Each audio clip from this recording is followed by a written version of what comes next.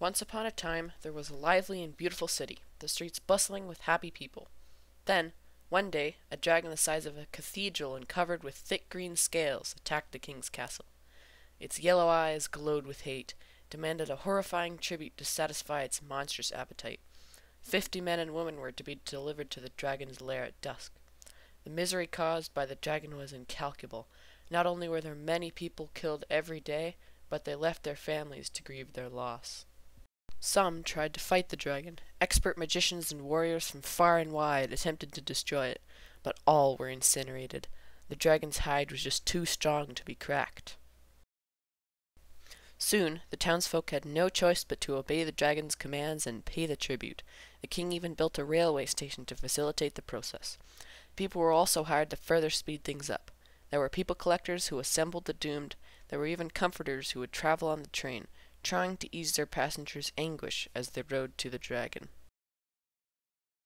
The king even hired expert dragonologists to study the dragon's hide, but no matter how hard they tried, they couldn't even make a scratch.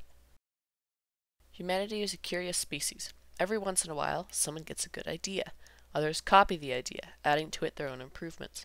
Over time, many wondrous tools and systems are developed. Some of these devices make it easier to generate and try out new ideas, including ideas that speed up the process of idea generation. Thus, the great wheel of invention, which had turned to an almost imperceptibly slow pace in the older ages, slowly began to accelerate. Eventually, one scientist discovered a material so strong that it could finally pierce the dragon's scales. It would not be easy, but if a large projectile made out of this material could be launched, it might pierce the dragon's armor. As the news spread, celebrations started throughout the streets. Whilst before active support for the anti-dragon cause had been limited, it had now become the #1 priority on everyone's mind. This started a great technological race against time. To create the dragon-killing weapon required solutions to hundreds of problems. Some required many steps and missteps. A year later, the first test missile successfully launched. The construction of the final rocket was set to complete and launch on New Year's Eve, 2 years after construction began. The king and his advisors observed from a platform close to the launch pad. Further away, behind a fence, the public gathered to see the great event. From the crowd, someone jumped the fence and ran to the king. He arrived, accompanied by guards, and shouted, "The last train! Stop the last train!" The man had just discovered that his father was on the last train to the dragon, set to arrive 5 minutes before time zero. The king had ordered the trains to continue to the very end, fearing any disruption might cause the dragon to stir and the missile to miss. "I cannot do it. I cannot take the risk it will alert the dragon. I am so sorry."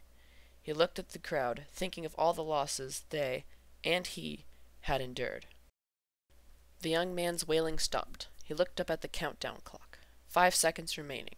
4, 3, 2, 1, 0. Blast off. The missile flew away, scorching the launch pad with fire. The flying missile high in the sky embodied the hopes of humanity as it traveled towards the dragon. It struck the heart of evil. The silhouette on the horizon tumbled and fell. Thousands of voices cried with joy as the monster hit the ground with a thud. After all this time, humanity was at last free from the dragon.